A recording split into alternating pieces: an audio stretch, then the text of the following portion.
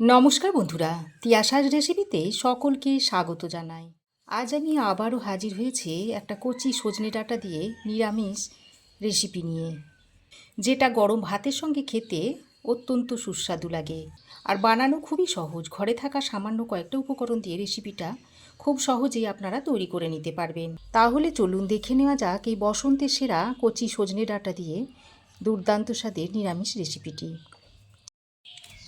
তো এখানে আমি এই 200 গ্রাম মতো সজনের ডাঁটা নিয়েছি, আর এই সজনের ডাঁটাগুলো কচি দেখে নিয়েছি। আর যেহেতু কচি সজনে ডাঁটা, তাই এর আঁশ ছাড়ানোর কোনো দরকার নেই, তাই এইভাবে মুখের অংশটা কেটে ফেলে দিচ্ছি। তারপর এইভাবে সজনের ডাঁটাগুলোকে কেটে নিচ্ছি।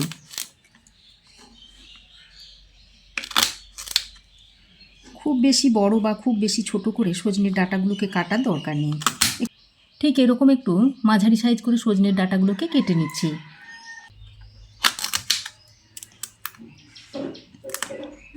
এই ডাঁটার মুখের অংশটা আর শেষের অংশটা একটু কেটে নিলেই হবে।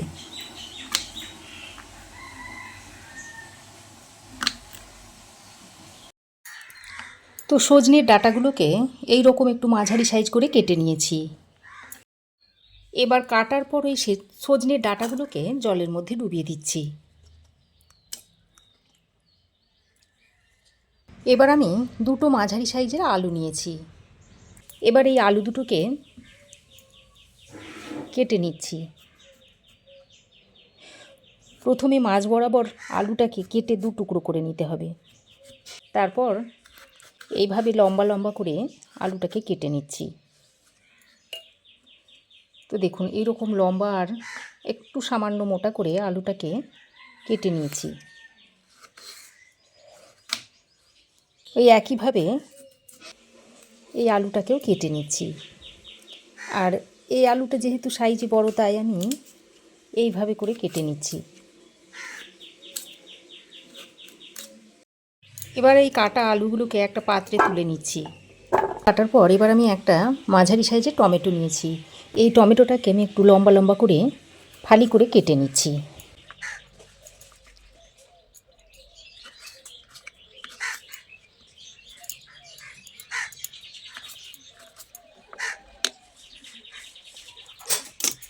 তো দেখুন, আলু, ডাঁটা, টমেটো আমি কেটে রেডি করে নিয়েছি। এবার আমি একটা মশলা তৈরি করে নেব। তার জন্য একটা বাটির মধ্যে নিয়ে নিচ্ছি 1 চামচ পরিমাণ কালো সর্ষে, হাফ চামচ পরিমাণ দিয়ে দিচ্ছি হলুদ সর্ষে, দিয়ে দিচ্ছি 2 চামচ মতো সাদা তিল, আর ওরই সঙ্গে দিয়ে দিচ্ছি 2টো কাঁচা লঙ্কা। তবে আপনারা যে যেমন পরিমাণে ঝাল খান সেই অনুযায়ী লঙ্কাটা দিয়ে নেবেন। এবার এর মধ্যে অল্প পরিমাণে একটু জল দিয়ে ভিজিয়ে রেখে দিচ্ছি। তারপর এটাকে বেটে নেব। এবার আমি গ্যাস অন করে একটা কড়াই গরম করে নিয়েছি। তারপর এর মধ্যে দিয়ে দিচ্ছি 1 চামচ মতো সর্ষের তেল। তেলটাকে ভালোভাবে গরম করে নিয়ে এবার যে আলুগুলো আমি কেটে রেখে দিয়েছিলাম সেই আলুগুলো এর মধ্যে দিয়ে দিচ্ছি। এবার এই আলুর মধ্যে অল্প পরিমাণে একটু নুন দিয়ে দিচ্ছি, আর দিয়ে দিচ্ছি হাফ চামচ পরিমাণ হলুদের গুঁড়ো। এবার এই নুন আর হলুদের গুঁড়োটা দিয়ে আলুর সঙ্গে মিশিয়ে নিচ্ছি। নুন হলুদের গুঁড়োটা মিশিয়ে নিয়ে আলুটাকে হাই ফ্লেমে একটু লালচে করে ভেজে নিচ্ছি। তা আলুটাকে আমি এরকম লালচে করে ভেজে নিয়েছি। এবার এই ভেজে নেওয়া আলুটাকে তুলে নিচ্ছি।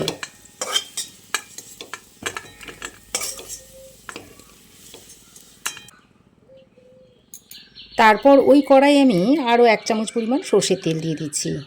তবে খুব বেশি তেল আমি আজকে রান্নাতে ব্যবহার করব না।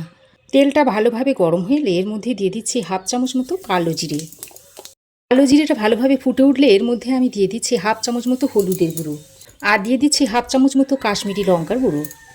তারপর মশলাটাকে ভালো করে তেলের সঙ্গে মিশিয়ে নিচ্ছি। তো বন্ধুরা, এই পর্যায়ে আপনারা একবার হলুদ গুঁড়ো আর কাশ্মীরি লঙ্কার গুঁড়োটা দিয়ে দেখবেন, তরকারির কালারটা খুব সুন্দর হবে।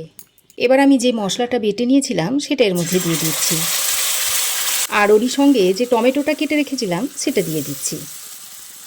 তারপর এর মধ্যে দিয়ে দিচ্ছি স্বাদ মতো নুন। মশলাটা যাতে পুড়ে না যায় সেই জন্য বাটা মশলার বাটিতে অল্প পরিমাণে জল নিয়ে দিয়ে দিলাম। আর এই পর্যায়ে যদি নুনটা দেওয়া হয় তাহলে টমেটোটা খুব তাড়াতাড়ি নরম হয়ে যাবে। এবার সব কিছুকে একসঙ্গে ভালো করে কষিয়ে নিতে হবে। এবার আমি একটা ঢাকনা লাগিয়ে মশলাটাকে 2 মিনিট মতো ঢাকা দিয়ে কষিয়ে নেব। তো ঢাকা দিয়ে মশলাটাকে আমি 2 মিনিট খুব ভালো করে কষিয়ে নিয়েছি। টমেটো ভালোভাবে নরম হয়ে গেছে। এবার আমি যে সজনের ডাঁটাগুলো কেটে ধুয়ে রেখেছিলাম সেগুলো এই পর্যায়ে দিয়ে দিচ্ছি। তারপর সজনের ডাঁটাগুলো দিয়ে মশলার সঙ্গে খুব ভালো করে কষিয়ে নিচ্ছি। ডাঁটাগুলো দিয়ে মশলার সঙ্গে আরও 2 মিনিট মতো ভালো করে কষিয়ে নিয়েছি। আর দেখুন মশলা থেকে সুন্দরভাবে তেল ছাড়তে শুরু করেছে। এই পর্যায়ে আমি ভেজে রাখা আলুগুলো দিয়ে দিচ্ছি। যে পাত্রে আলুটা ভেজে তুলে রেখেছিলাম সেই পাত্রে সামান্য পরিমাণে জল দিয়ে এখানে দিয়ে দিলাম। তারপর আবারও সব কিছুকে একসঙ্গে ভালো করে কষিয়ে নিচ্ছি। বন্ধুরা, সর্ষে পোস্ত বাটা দিয়ে আমরা হামেশাই সজনের ডাঁটা রান্না করে খেয়ে থাকি। সাদা তিল বেটে কচি সজনে ডাঁটার রেসিপিটা তৈরি করে খেয়ে দেখবেন, স্বাদ একদম মুখে লেগে থাকবে। তো আলুটাকে দিয়ে মশলা আর সজনে ডাঁটার সঙ্গে আরও কিছুক্ষণ ভালো করে কষিয়ে নিয়েছি। এবার আমি এর মধ্যে জল দিয়ে দিচ্ছি। এই 1 কাপ মতো জল আমি দিয়ে দিলাম।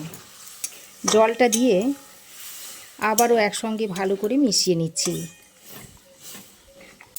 তো সব কিছুকে একসঙ্গে ভালো করে মিশিয়ে নিয়ে এবার আমি ঢাকনা লাগিয়ে আরও 4-5 মিনিট মতো রান্না করে নিচ্ছি।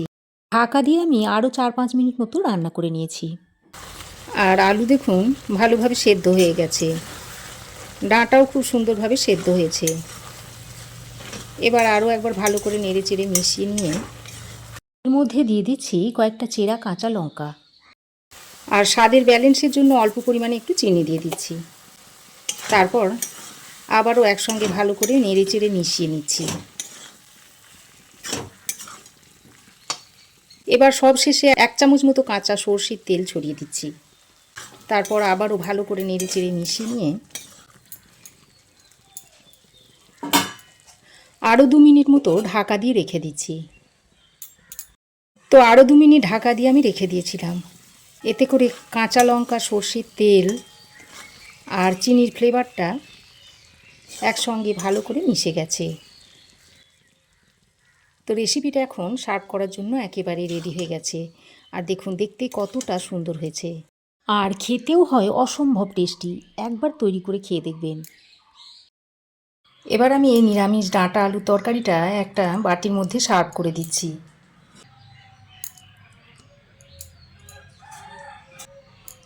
তাহলে বন্ধুরা, আপনারাও একবার এই কচি সজনের ডাঁটাটা উঠে যাওয়ার আগে এইভাবে আপনারাও একবার তৈরি করে খেয়ে দেখতে পারেন।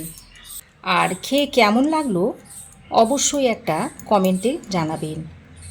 আশা করি ভালোই লাগবে। ভালো লাগলে একটা লাইক ও শেয়ার করবেন। পাশে থাকা বেল আইকনটাও অবশ্যই প্রেস করে দেবেন। আর আমার চ্যানেলে যদি নতুন হয়ে থাকেন তো প্লিজ চ্যানেলটাকে সাবস্ক্রাইব করার অনুরোধ রইল। আজ এ পর্যন্তই। আবার দেখা হবে নতুন কোনো রেসিপি নিয়ে নেক্সট এপিসোডে। সে পর্যন্ত ভালো থাকবেন, সুস্থ থাকবেন। ধন্যবাদ।